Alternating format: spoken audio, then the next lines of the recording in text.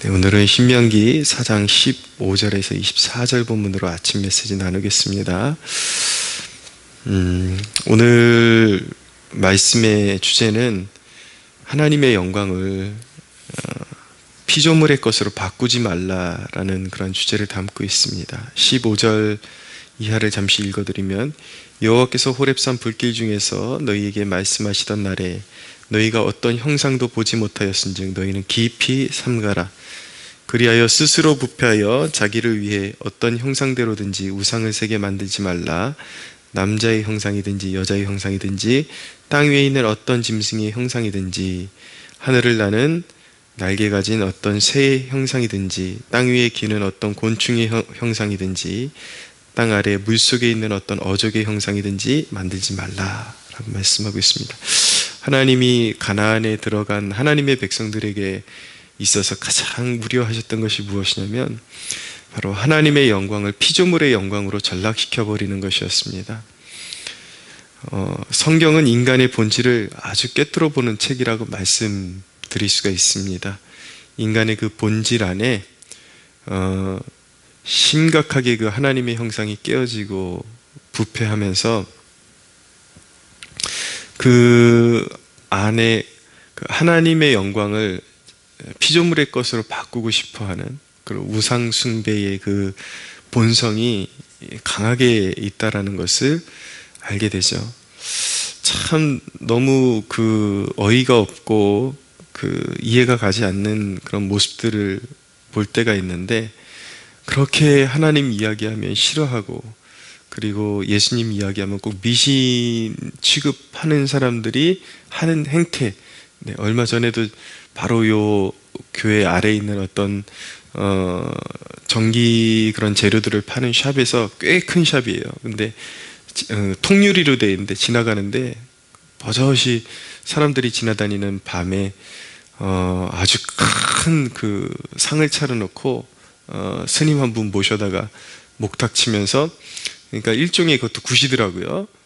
무당이 아니라 이제 중을 불러다 놓고 굿을 하는데 아주 참 보기 끔찍한, 너무나도 영적으로 추악하고 더러운 행태가 벌어지고 있는 것. 그 말종한 사람들이 그런 짓을 하고 있어요. 그러니까 성경이 늘 이제 경고하는 거는 그 인간의 그런 본성 안에 있는 우상 숭배에 대한 그 본성을 지적하는 것이거든요. 절대로 하나님의 형상을 세상의 것, 그러니까 피조물의 것으로 바꾸지 말아라, 그렇게 경고를 하는 것입니다. 인간이 하나님의 영광을 발견할 때야 비로소 인간의 가치의 영광스러움 또한 발견할 수가 있게 됩니다. 그래서 모세가 두 가지를 알게 해주는데, 첫째는 무엇이냐면 천지를 지으신 분의 영광을 그분이 지으신 것으로 대체할 수 없다라는 것을 보여주는 것이고, 두 번째는 그 지으신 것들이 오히려 숭배의 대상이 아니라 인간을 위해서 지으신 것임을 알게 해주는 것입니다. 19절에 보면, 내가 하늘을 향하여 눈을 들어 해와 달과 별들, 하늘 위의 모든 천체 곧 너희의 하나님 여호와께서 천하 만민을 위하여 배정하신 것을 보고 미혹하여 그것을 경배하며 섬기지 말라라고 말씀하고 있는데, 우리의 그 심령 안에서 하나님의 영광을 우리가 깨닫게 되고 또 만물을 우리를 위해 봉사하게끔 지으셨다라는 것을 알게 될 때에 우리는 피조물에 대해서 끌려다니지 않고 하나님을 의지하며 찬양할 수 있게 되는 것입니다. 해와 달과 천체의 그 모든 것이 천하 만민, 인간을 위해서 배정하신 것이다. 해는 낮을 밝히고 달은 밤을 밝혀서 인간에게 봉사하게끔 그렇게 지어졌다라는 것이죠. 제가 어렸을 때 참 겁이 많았습니다. 그래서 사람들은 밤을 표현할 때에 안 좋은 것들만 갖다가 다 붙이거든요. 그래서 밤하면 늘 범죄가 일어나는 그런 시각, 어떤 살인 범죄가 일어나고, 또 세상 사람들은 귀신이 가장 잘 활동하는 시간이 밤이다, 이런 의식들이 강해가지고 어렸을 때는 그런 의식들이 제 마음속에 꽉 차 있어가지고 너무 이렇게 무서움을 많이 타고 힘들어했습니다. 밤에 막 혼자 자는 건 엄두도 못 낼 정도로 너무너무 힘들어하고 그렇게 무서움을 탔었는데, 저희 아버님 목사님이 한창 활동하실 때에 다른 설교는 잘 기억이 안 나요. 뭘 들었는지 하나도 기억이 안 나는데, 당시에 제가 그 무서움이 너무 많았기 때문에 저에게 굉장히 쇼킹하게 다가왔던 그런 설교의 한 대목, 요거는 진짜 평생 잊혀지지를 않습니다. 그것이 무엇이냐면 밤이라는 것은 하나님께서 인간에게 무서워하라고 지으신 것이 아니라 쉬라고 지으신 것이다. 그러니까 밤이라는 그 자체도 인간에게 봉사하게끔 하기 위해서 하나님이 하루 동안 열심히 일한 인간에게 안식을 주시고 평안을 주시고 그리고 쉼을 주시기 위해서 배정하신 시간이 바로 밤이다라는 것을 이렇게 듣게 되었는데, 그 당시로 그 무서움이 깨끗이 싹 사라지진 않았지만 그것이 저에게 어떤 인식의 전환을 주는 너무나도 놀라운 말씀이었습니다. 아, 그렇구나. 밤이라는 것이 남양특집에서 나오는 그런 용도로 하나님께서 지으신 것이 아니라, 밤이라는 것은 물론 성경의 곳곳에 어떤 영적인 어둠에 대해서 밤으로 묘사하기도 하지만, 주로 그렇게 하지만 그건 상징적인 것이고, 실제로 하나님이 밤을 지으신 목적은 하나님께서 지으신 가장 사랑하는 피조물 인간에게 쉼을 주시기 위해서 지으신 것이라는 것을, 그 인식의 전환이 오니까 이제는 완전히 그 세상을 바라보는 관점이 달라지는 것이죠. 하나님께서 우리에게 원하시는 것, 특별히 하나님의 백성들에게 원하시는 것, 우리의 위치를 바로 찾아가기를 원하시는 거예요. 창세기를 모세가 기록한 것도 워낙 가만 놔두면 우상숭배에 자연스럽게 빠질 수밖에 없는 하나님의 영광을 피조물의 것으로 바꾸는, 습관적으로 바꾸는 인간에게 너희의 본래의 위치를 깨달아라.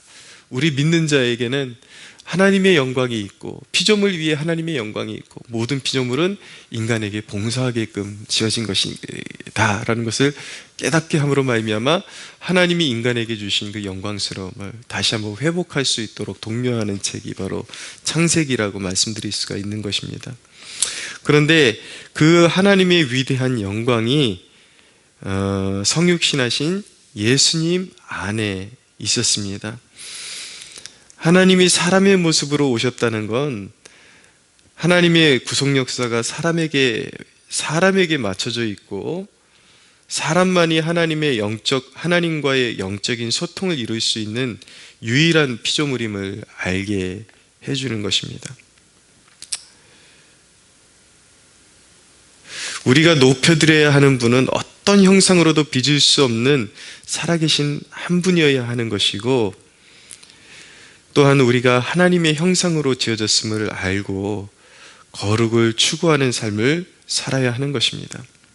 예수님 안에 하나님의 형상이 있었다라는 것은 예수님을 형상으로 만들어야 될 이유가 되는 것이 아닙니다. 하나님께서 원하시는 것은 그것이 아니라 우리가 성령을 받아서 하나님의 영을 모시고 살면서 예수님께서 하나님 아버지 앞에 순종하며 사셨던, 그리고 인류를 사랑하고 한 영혼을 천하보다도 귀히 여기고 그렇게 십자가의 삶을 사셨던, 섬김의 삶을 사셨던 그런 구속사적인 섬김의 삶을 우리 또한 살 때에 우리의 삶 가운데 하나님의 영광이 충만하게 나타나는 것이지, 예수님을 섬긴다, 하나님을 섬긴다라는 것은 예수님을 어떤 조각하고 형상으로 만들어서 이방의 우상과 같이 그렇게 섬기는데 하나님의 뜻이 있는 것은 결코 아니다라는 것을 우리가 알아야 되는 것입니다. 그러면 이제는 예수 그리스도를 믿는 우리에게 하나님의 영광이 가장 극도로 나타나는 그러한 장소는 어디인가? 이 부분 또한 우리가 정말 그 의미를 잘 고찰하게 되면 정말 놀라지 않을 수가 없게 되는 것입니다. 이제 하나님은 예수 그리스도를 구주로 믿는 자들에게 하나님의 말씀과 성령의 임재 안에서 자신의 영광을 나타내시는 것입니다. 어떤 피조물의 형상으로 하나님이라고 생각되어지는 것을 조각해서 그것을 섬길 때 거기에 하나님의 영광이 있는 것이 절대로 아니라, 말씀과 성령의 임재 안에서 우리는 하나님의 영광을 보게 되는 것입니다.